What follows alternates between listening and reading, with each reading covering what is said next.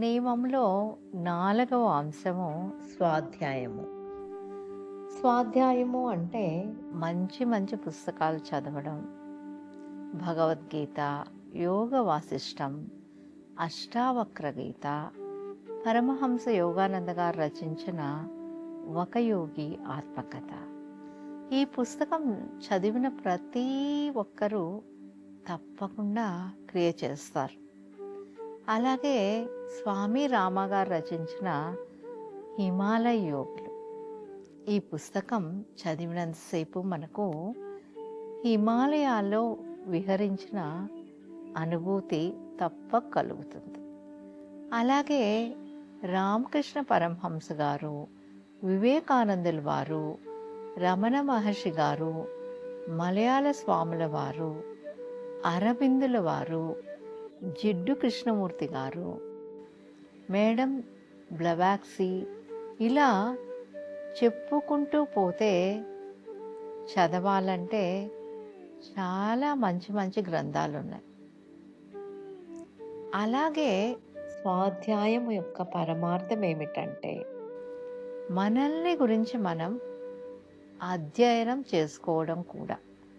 అంటే నేనెవరు, అసలు ఎందుకు ఈ భూమిపైకి వచ్చాను, ఈ శరీరాన్ని వదిలిపెట్టేసిన తర్వాత ఎక్కడికి వెళ్తాను, నా జీవిత ధ్యేయం ఏమిటి, ఇలాంటి అద్భుతమైన విషయాల గురించి స్వాధ్యాయము చేసుకోవాలి. ఇంకా నాలో ఉండే బలాలు, బలహీనతలు ఏమిటి, ఇవాళ కంటే కూడా నేను రేపటికి ఇంకా ఉన్నతంగా ఉండాలి, దానికి నేనేం చెయ్యాలి, నిష్కామ కర్మ చేస్తూ ఉండాలి, నా కోసమే నేను బ్రతకకుండా ఇతరులకు కూడా ఉపయోగపడాలనే ఆలోచనలు చేయాలి.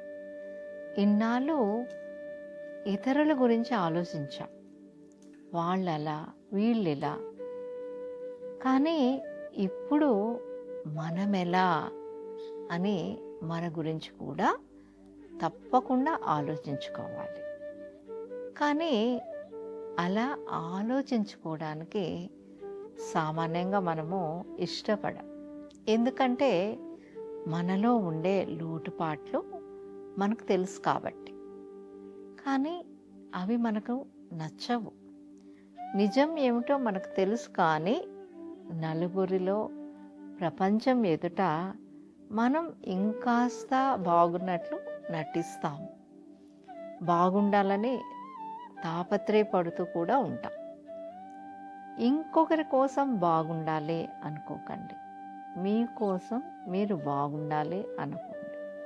అప్పుడు జీవితం చాలా అద్భుతంగా ఉంటుంది. ఇవాల్టి నుండి మీరందరూ తప్పకుండా స్వాధ్యాయాన్ని మొదలు పెడతారని అనుకుంటున్నాను. మంగళం, నిత్య శుభమంగళం.